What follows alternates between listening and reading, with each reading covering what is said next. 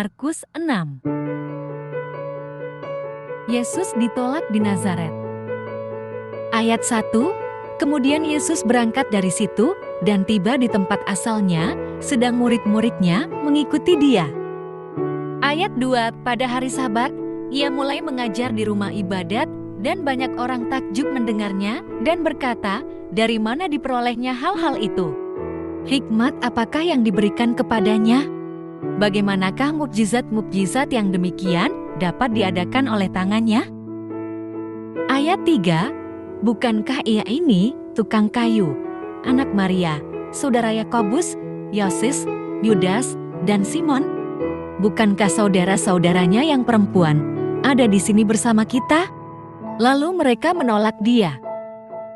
Ayat 4, kemudian Yesus berkata kepada mereka, seorang nabi dihormati di mana-mana kecuali di tempat asalnya sendiri, di antara kaum keluarganya dan di rumahnya. Ayat 5, ia tidak dapat mengadakan satu mukjizat pun di sana, kecuali menyembuhkan beberapa orang sakit dengan meletakkan tangannya di atas mereka. Ayat 6a, ia merasa heran karena mereka tidak percaya. Yesus mengutus ke-12 rasul. Ayat 6b, lalu Yesus berjalan keliling dari desa ke desa sambil mengajar. Ayat 7, ia memanggil ke-12 murid itu dan mulai mengutus mereka berdua-dua.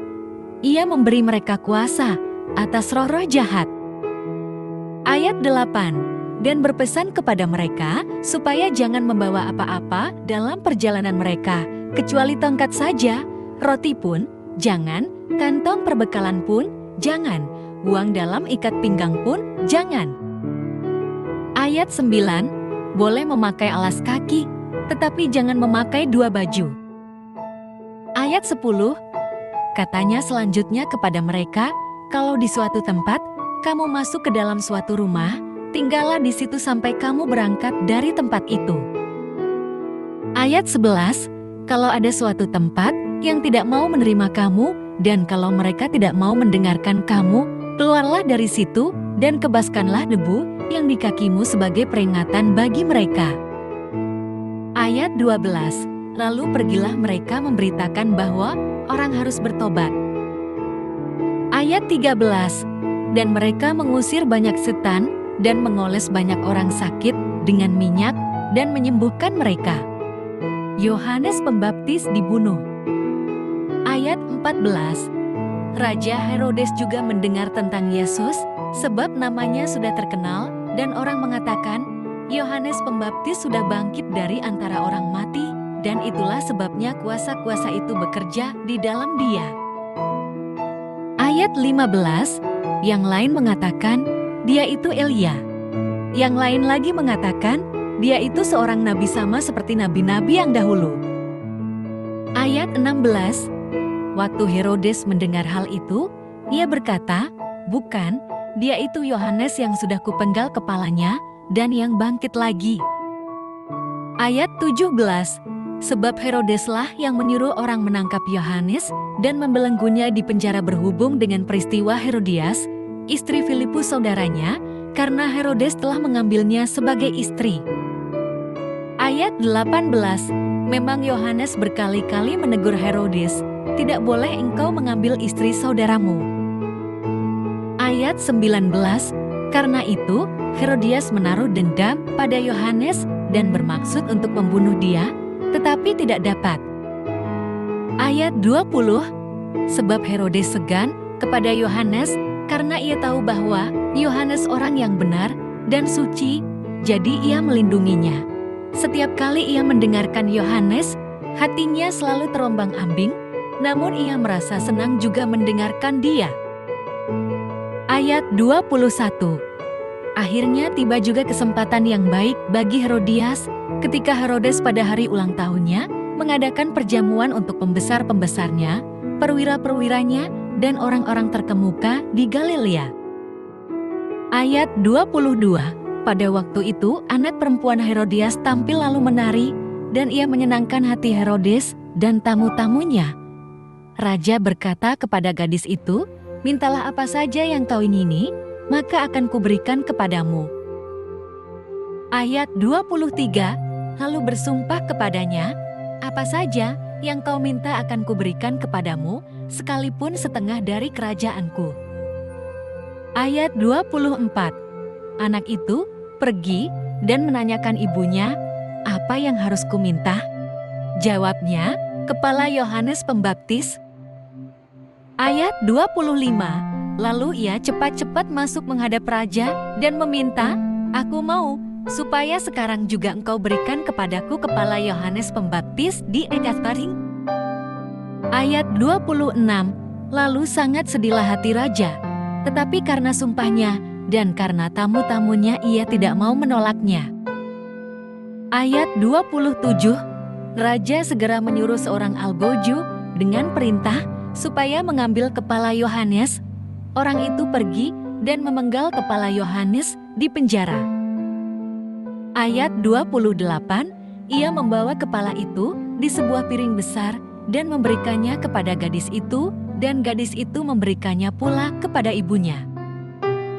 Ayat 29, ketika murid-murid Yohanes mendengar hal itu, mereka datang dan mengambil mayatnya, lalu membaringkannya dalam kuburan. Yesus memberi makan 5.000 orang. Ayat 30, kemudian rasul-rasul itu kembali berkumpul dengan Yesus dan memberitahukan kepadanya semua yang mereka kerjakan dan ajarkan.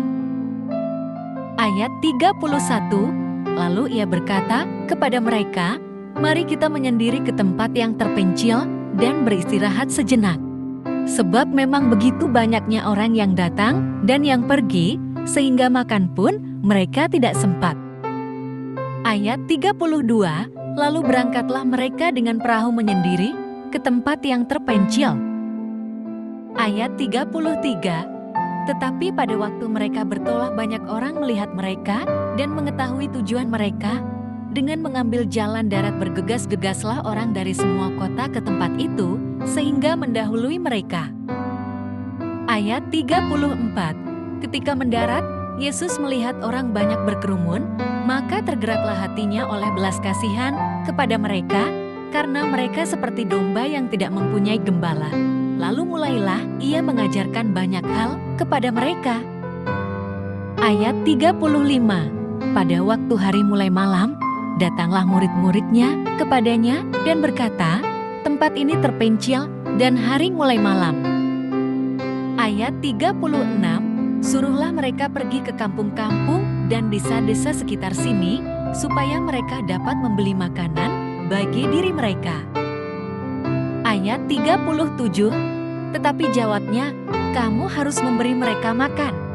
Kata mereka kepadanya, "Haruskah kami pergi membeli roti seharga 200 dinar untuk memberi mereka makan?" Ayat 38, tetapi ia berkata kepada mereka, "Berapa banyak roti yang ada padamu?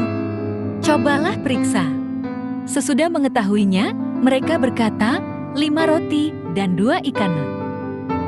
Ayat 39, lalu ia menyuruh orang-orang itu supaya semua duduk berkelompok-kelompok di atas rumput hijau.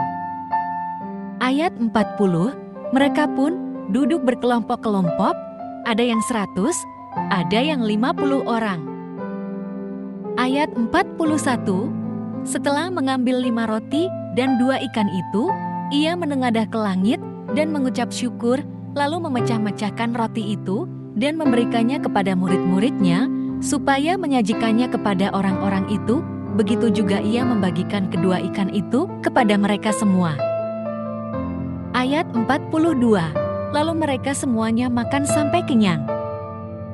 Ayat 43, kemudian orang mengumpulkan potongan-potongan roti sebanyak 12 bakul penuh dan sisa-sisa ikan. Ayat 44, yang ikut makan roti itu ada 5.000 orang laki-laki. Yesus berjalan di atas air. Ayat 45, sesudah itu Yesus segera mendesak murid-muridnya naik ke perahu dan berangkat lebih dahulu ke seberang, ke Betsaida, sementara itu ia menyuruh orang banyak pulang. Ayat 46, setelah berpisah dari mereka, ia pergi ke bukit untuk berdoa. Ayat 47, menjelang malam perahu itu sudah di tengah danau sementara Yesus tinggal sendirian di darat.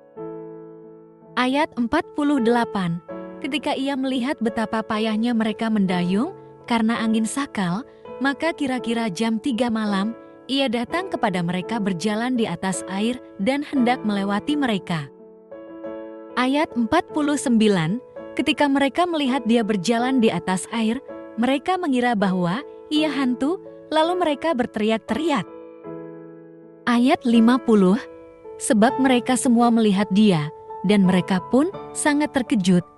Tetapi segera ia berkata kepada mereka, "Tenanglah, inilah aku, jangan takut." Ayat 51, lalu ia naik ke perahu mendapatkan mereka, dan angin pun reda, mereka sangat tercengang. Ayat 52, sebab mereka belum juga mengerti, walaupun sudah mengalami peristiwa roti itu, dan hati mereka tetap tidak peka. Yesus menyembuhkan orang-orang sakit di Genesaret. Ayat 53, setibanya di seberang Yesus dan murid-muridnya mendarat di Genesaret dan berlabuh di situ. Ayat 54, ketika mereka keluar dari perahu, orang segera mengenal Yesus. Ayat 55, lalu berlari-larilah mereka ke seluruh daerah itu dan mulai mengusung orang-orang sakit di atas tikarnya kemana saja mereka dengar Yesus berada. Ayat 56, kemanapun ia pergi, ke desa-desa, ke kota-kota, atau ke kampung-kampung, orang meletakkan orang-orang sakit di pasar dan memohon kepadanya supaya mereka diperkenankan menyentuh, walaupun jubah-jubahnya saja, semua orang yang menyentuhnya menjadi sembuh.